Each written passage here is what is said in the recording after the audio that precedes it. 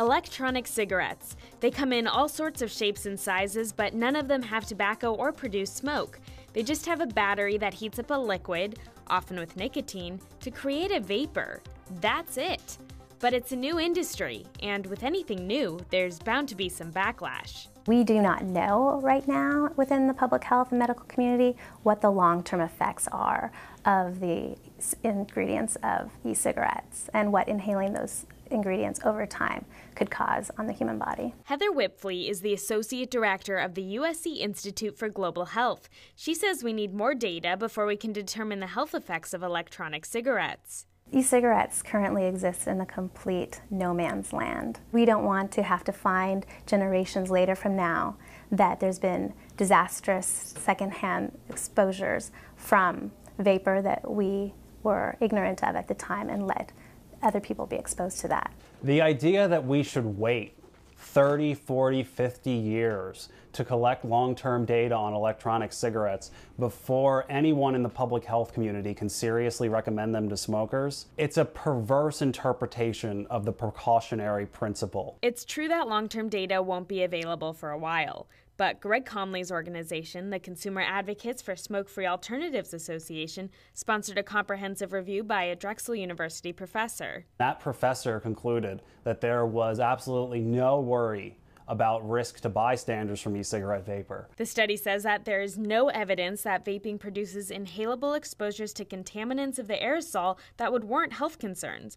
But politicians aren't listening. They are preventatively regulating them with local bans all over the country, like bans on using them indoors, essentially treating them like traditional cigarettes. Users of e-cigarettes who are using them to quit smoking should be encouraged to use those devices in areas and where they're not putting others at risk of exposure. Our policymakers in government should be making all of their decisions based on science and data, not on conjecture, not on, well, if it looks like a cigarette, it must be a cigarette. Craig Weiss is president and CEO of NJOY. NJOY is a donor to Reason Foundation and a leading manufacturer of electronic cigarettes. He says politicians should instead be embracing this technology that has proven much more effective than government anti-smoking programs. Despite all of these resources that have been spent by the government, they really haven't made a really serious dent in the last 10 years in the number of people who smoke in this country. And what I think is amazing about what a company like NJOY is doing is we're using technology, and that's what we do in America. We use technology to solve really complicated problems. So this essentially boils down to regulation versus innovation. And it's not just local legislation causing concern. Top-down FDA regulations are on the horizon. What we expect to see are regulations like ingredient disclosures, good manufacturing practices, age verification, things that will prevent youth access to the product. Now, Craig says NJOY is fine with some regulation, but what if regulations turn out to be more extensive? How will smaller businesses cope? If the FDA tries to apply all the same rules that they apply to cigarettes as they do to electronic cigarettes, it would be a disaster.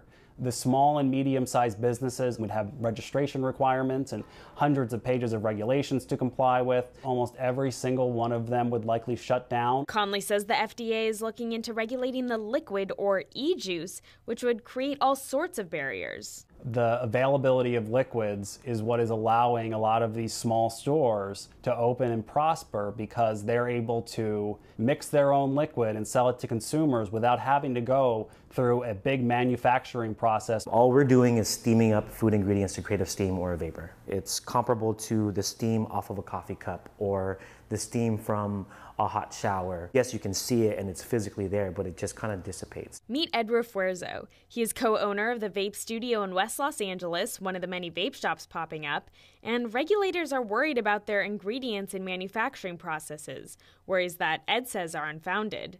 Let's just go over the anatomy of an electronic cigarette. Basically consists of a battery that provides voltage to a heating element.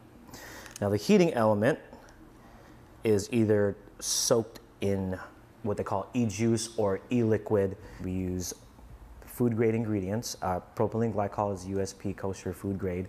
Our vegetable glycerin is USP kosher food grade.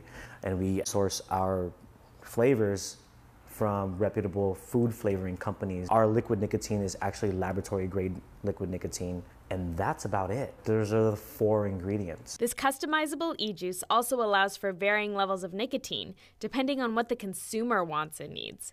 Some don't want nicotine at all. People would get like a non-nicotine vape juice because they don't want the nicotine. They don't want to feel like they're addicted to doing this. That actually is our best seller. While NJOY's stated mission is to help smokers quit, Ed says vape shops like his are becoming more than that. They're creating a new culture of vaping. That's what this has become. It's something that someone can do that looks cool and feels good and that do with their friends, and not have all the harmful effects of smoking a traditional cigarette. So could e-cigarettes completely replace cigarettes as the new cool thing without the side effects? That's still to be determined, but Weiss is hopeful that the momentum of the industry will quash pointless politics. The electronic cigarette industry is growing at quite a dramatic pace. It's more than doubled each of the last 4 or 5 years, and we're on pace right now, according to some tobacco analysts, to hit well over $1 billion in retail sales in the United States only in 2013. This piece of technology could have such a potential impact on the world.